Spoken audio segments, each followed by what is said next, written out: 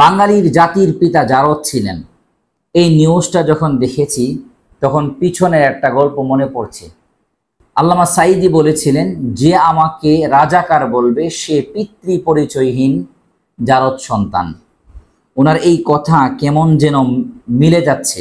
আপনারা প্রমাণ সহ দেখতে পারেন যে শেখ হাসিনা সংসদের মধ্যে বসে আছে, বর্ষাকালীন সময়ে একজন সাংসদ উনি শেখ মুজিবের আগের বংশ পরিচয় নিয়ে কথা বলছেন।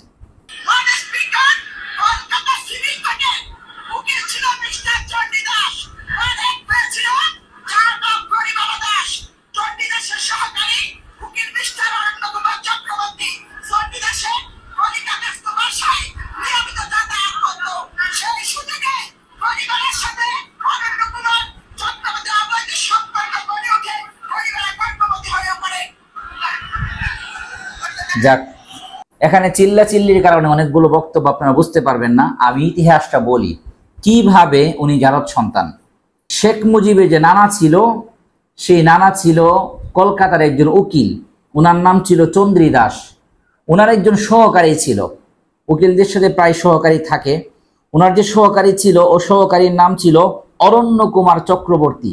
ওনার সহকারী চন্দ্রী দাস যে ওনার একজন মেয়ে ছিল, মেয়ের নাম ছিল গরিবালা দাস। কিন্তু অরণ্য কুমার চক্রবর্তী প্রায়ই ওনার বাসায় আসা যাওয়া করত। আসা যাওয়া করতে করতে ওনার মেয়ের সাথে একটা অবৈধ সম্পর্ক গড়ে ওঠে।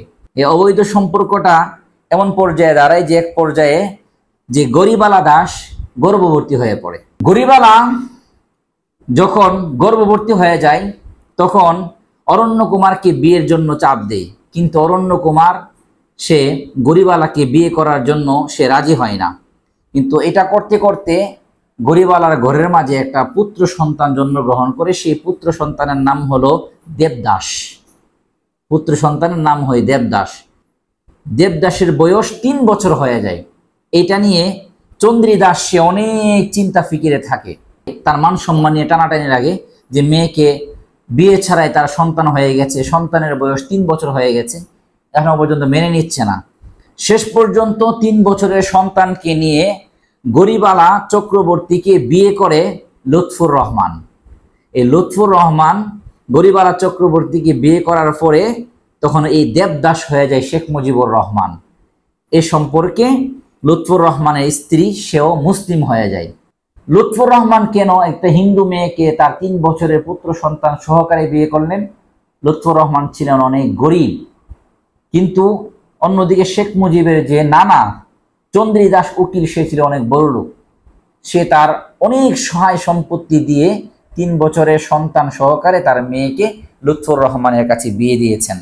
বিয়ের সময় মেয়ে হয়ে যায় মুসলমান, আর এই ছোট্ট যে ছেলে সেটা দেবদাস থেকে হয়ে যায় শেখ মুজিবুর রহমান। এ হলো ছোট্ট ইতিহাস। এই জিনিসটাকে কেন্দ্র করে এই কয়েকদিন যাবৎ খুব বেশি মাতামাতি হচ্ছে। আমি ইতিহাস থেকে ঘাটাঘাটি করে এই জিনিসটা জানতে পারলাম, আমাদের জাতির পিতা উনি নাকি জারদ সন্তান ছিল। তবে হ্যাঁ, জারদ সন্তান হলেই যে মানুষ ভালো মানুষ হতে পারে না, বিষয়টা এমন না। অনেক জারদ সন্তানও সে ভালো কাজ করতে পারে। উনি কি ছিল না ছিল, ওনার অবদান অনেক আছে, এটা আমরা স্বীকার করি। কিন্তু প্রকৃত ইতিহাসটা জানলে তো সমস্যা নাই, আপনিও জানতে পারেন। আমি প্রকৃত ইতিহাস যতটুকু জানতে পেরেছি আপনাদেরকে জানানোর চেষ্টা করেছি।